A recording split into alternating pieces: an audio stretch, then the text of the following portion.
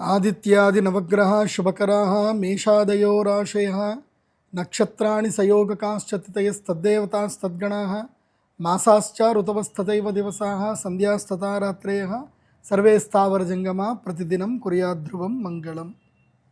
అందరికీ నవగ్రహాలన్నీ కూడా మంచి చేయాలని కోరుకుంటూ రాశి ఫలితాలు. స్వస్తి శ్రీ పరాభవనామ సంవత్సరము 2026 2027వ సంవత్సరానికి సంబంధించి ధనస్సు రాశి యొక్క ఫలితాలు తెలుసుకుందాం. ధనస్సు రాశి ఈ సంవత్సరం ఆదాయం 11 ఉంది. ధనుస్సు రాశికి వ్యయము 8, రాజపూజ్యం 3, అవమానం 3. ఈ సంవత్సరం ధనుస్సు రాశి వారికి 3 నెలలు మాత్రమే బాగుంది, మిగతా టైం అంతా కూడా దబిడిదిబిడే. ఈ సంవత్సరం ధనుస్సు రాశి వారికి ప్రధానంగా జరిగేది ఏంటి తెలుసా? నెగిటివ్స్. గృహత్యాగం, ఇల్లు దూరం అవ్వడము, ఇల్లు తాకట్టు పెట్టుకోవడము, బంగారం తాకట్టు పెట్టుకోవడము, తర్వాత వెహికల్స్ ద్వారా దెబ్బలు తాకడము, తర్వాత కలహాలు ఎక్కువగా జరగడము, కోర్టు కేసులు, నెగిటివ్స్ ఉన్నాయి. పాజిటివ్స్ ఏమున్నాయి అని అంటే సరికొత్త విషయాలు తెలుసుకోవడము, సరికొత్త వ్యక్తుల్ని పరిచయం చేసుకోవడము, స్థాన మార్పు వల్ల కొత్త ప్లేస్లకు వెళ్ళడము, కొత్తగా జీవితాన్ని ప్రారంభం చేయడము, తర్వాత జీవితం లోపల అనూఖ్యమైనటువంటి సంపద రావడము, ఇవన్నీ కూడా పాజిటివ్స్ ఉన్నాయి. నెగిటివ్స్ ఉన్నాయి, పాజిటివ్స్ ఉన్నాయి. ఇదేందో ఈ సంవత్సరం గురుగ్రహం చాలా విచిత్రంగా ఏంటంటే 3 ఇండ్లలో సంచరించేస్తున్నాడు. కాబట్టి ప్రతి ఒక్కళ్ళకి ఈ సంవత్సరం 3 నెలలు కానీ 5 నెలలు కానీ 4 నెలలు కానీ ఎక్కడో ఒక చోట అందరికీ అదృష్ట యోగాన్ని ఇస్తున్నాడు. ధనుసు రాశి వారికి ఏంటంటే సంవత్సరం మొదలు అంటే ఈ జూన్ వరకు మీకు 7వ ఇంట్లో గురువు ఉన్నాడు. కాబట్టి సర్దుకోవాల్సిన టైం. అంటే ఏవైతే ఏమున్నాయో అనుభవాలన్నీ కూడా రాసుకోవడము, గత అనుభవాలన్నీ గుర్తు చేసుకోవడము, ఇకపై భవిష్యత్తులో ఏ తప్పు చేయకుండా అన్నీ చూసుకోవడము, అప్పులన్నీ తీర్చేసుకోవడము, ఇవన్నీ కూడా ఇప్పుడే చేసేసుకోవాలి. అండ్ పెళ్ళిళ్ళు కానటువంటి వాళ్ళు పెళ్ళిళ్ళు కూడా ఇప్పుడే చేసేసుకోవాలి. జూన్ లోపల పెళ్ళిళ్ళు చేసేసుకోండి. ఈ సంవత్సరం వైశాఖ మాసంలో కానీ జ్యేష్ఠ మాసంలో కానీ పెళ్ళిళ్ళు చేసేసుకోండి ధనుసు రాశి వారు. ఇకపై మళ్ళీ వివాహ యోగానికి సంబంధించిన ఆటంకాలు ఎక్కువగా ఉంటాయండి ధనుసు రాశికి. కాబట్టి వివాహము ఈ సంవత్సరం చేసేసుకునే ప్రయత్నం చేసుకోండి, శుభకార్యాలు చేసిన ప్రయత్నం చేసుకోండి జూన్ లోపల. జూన్ తర్వాత June, July, August, September, October 5 నెలల పాటు గురుగ్రహం అష్టమంలోకి వెళ్తాడు. అష్టమంలోకి వెళ్ళిన గురువు ఏం చేస్తాడు అంటే పూర్తిగా మీకు జీవిత పాఠాలు నేర్పిస్తాడు. స్థాన మార్పు జరుగుతుంది, అవమానాలు పెరుగుతాయి, ఇష్టమైన వాళ్ళు ధిక్కరిస్తారు, మోసాలు జరుగుతాయి, డబ్బులు పోతాయి, వాహన ద్వారా ప్రమాదాలు జరుగుతాయి, మోసపోతారు, కీలకంగా మోసపోవడం జరుగుతుంది. ముఖ్యంగా యువతీ యువకులు మానసికంగా చాలా కృంగిపోతారు, డిప్రెషన్కి వెళ్ళిపోతారు, ప్రేమ వైఫల్యం అనేది జరుగుతుంది. తర్వాత ముఖ్యంగా ఎవరైతే గృహస్థులు ఉంటారో వాళ్ళు గృహత్యాగం చేయాల్సి వస్తుంది, ఇల్లు వదిలిపెట్టి వెళ్ళిపోతారు, ఇల్లు తాకట్లోకి వెళ్ళిపోతాయి, బంగారం తాకట్లోకి వెళ్ళిపోతుంది. ఏది నవంబర్, డిసెంబర్, జనవరి వరకు ఈ 3 నెలల కాలంలో మొత్తం స్మాష్, ఒక్కసారి గాలి బుడగ పేలిపోయినట్టు టప్పని జరిగిపోతాయి అన్నీ కూడా. కాబట్టి ఆ 3 నెలలు తీర్థయాత్రలు చేయండి, ఎవరితో మాట్లాడొద్దు, చాలా జాగ్రత్తగా ఉండాలి 3 నెలలు. తర్వాత మళ్ళీ ఒక 3 నెలలు అదృష్టయోగం వస్తుంది. ఎప్పుడు? సింహరాశి లోపలి గురువు వస్తాడు కదా, నవంబర్, డిసెంబర్, జనవరి. సింహరాశి లోపలి గురువు రాగానే ఏమవుతుంది అని అంటే మీకు 7, 8, 9 భాగ్య గురువు వస్తాడు.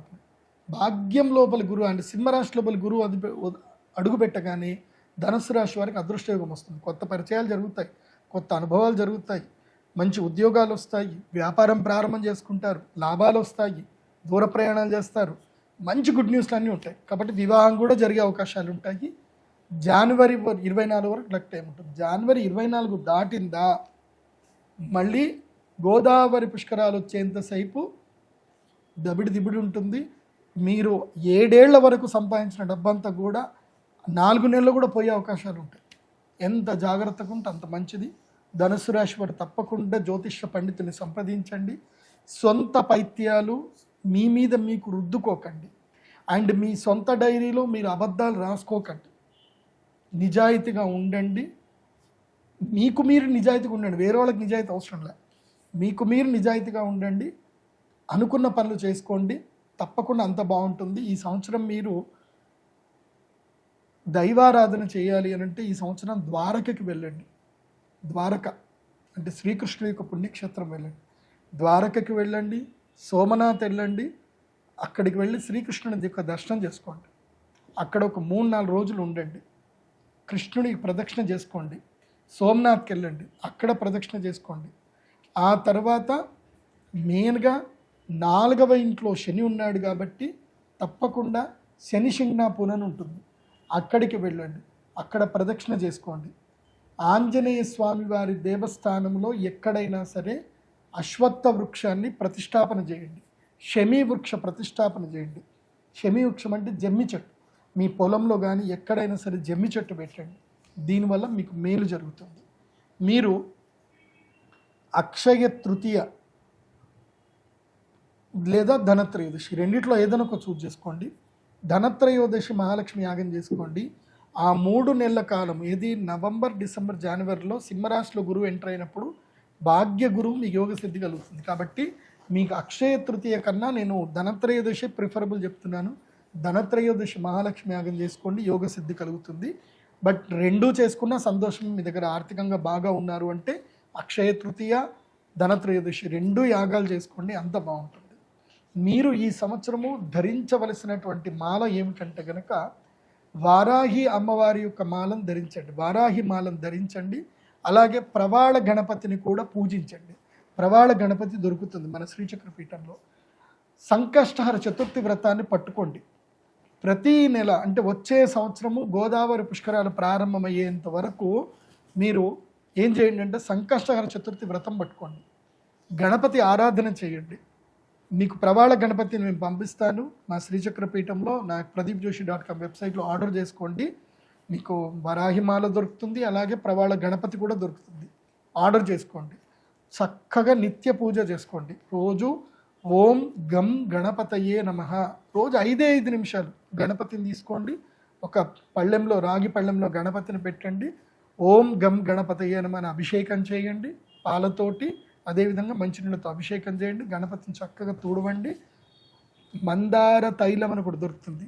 ఆ మందార తైలంకి చక్కగా కాటన్ తోటి గణపతికి చక్కగా తైలం పూయండి. పూసి గణపతి గంధము కుంకుమ పెట్టి ఇంత అక్షంతలు వేసి గరిక పెట్టి రోజు ఇన్ని పుష్పాలు పెట్టి స్వామివారికి పూజ చేయండి. కానీ ప్రతి మంగళవారము పారిజాత పుష్పాలతో లేదా మందార పుష్పాలతోటి ప్రవాళ గణపతికి పూజ చేయండి. ధనస్సు రాశి వారికి ఇంకా తిరుగుండదు. నేను చెప్పిన పని చేయండి, బాగుంటుంది. భగవంతుడిని నమ్మండి, ఓపికగా ఉండండి, తక్కువగా మాట్లాడండి, ఎక్కువగా వినండి, రీసెర్చ్ చేయండి, విదేశాలకు వెళ్ళే ప్రయత్నాలు చేసుకోండి, యోగ సిద్ధి కలుగుతుంది. కానీ ఈ సంవత్సరం ధనుసు రాశి వారికి స్థాన మార్పు మంచిదే. మీరు మండల కేంద్రాల్లో ఉన్న, జిల్లా కేంద్రాల్లో ఉన్న, మెట్రోపాలిటన్ సిటీస్కి వద్దామన్నా, లేదంటే జిల్లా కేంద్రాలకు వెళదామన్నా, ఒక ఊరు నుంచి ఇంకో ఊరికి వెళదామన్నా, అద్దె ఇల్లు ఈ ఇల్లు మార్చి ఇంకో ఇంటికి వెళ్దామనుకున్నా మంచిదే. ఎప్పుడు జూన్ నుంచి అక్టోబర్ మధ్యలో స్థాన మార్పు చేయండి, మంచి జరుగుతుంది. తర్వాత స్థాన మార్పు ఈ సంవత్సరం కలిసి వస్తుంది. ఎవరైనా తమ పల్లెటూరులో నుంచి హైదరాబాద్ వచ్చి సెటిల్ అవుదామని, బెంగళూరు, హైదరాబాదు, చెన్నై, ముంబై ఇలా ఎక్కడికైనా వెళ్ళి సెటిల్ అవుదాం అనుకుంటే ప్లాన్ చేసుకోండి. ఈ సంవత్సరం ధనుసు రాశి వారు బాగుంటుంది. And me original date of birth, time, place తోటి ఈ రాశి ఫలాలు వినండి. లేదు అంటే pradeepjoshi.com విజిట్ అవ్వండి. అక్కడ మీ date of birth, time, place ఇవ్వండి. చక్కగా మీ జాతకం మొత్తం మీకు PDF మేము పంపిస్తాము. ప్రవాళ గణపతి కూడా అక్కడనే ఆర్డర్ చేసుకోండి. వరాహిమాల అక్కడనే ఆర్డర్ చేసుకోండి. అక్షయ తృతీయది కూడా, లేదా మీరు యజ్ఞయాగాదులు ఏమున్నా నా వెబ్సైట్లోనే బుక్ చేసుకోండి. అందరూ బాగుండండి, చక్కగా దైవ దర్శనం చేసుకోండి. ఈ సంవత్సరం ధనుస్సు రాశి వారు దర్శించుకోవలసిన దైవము ఆల్రెడీ చెప్పాను, అక్కడికి వెళ్ళండి. కృష్ణ పరమాత్ముడిని ధ్యానం చేసుకోండి.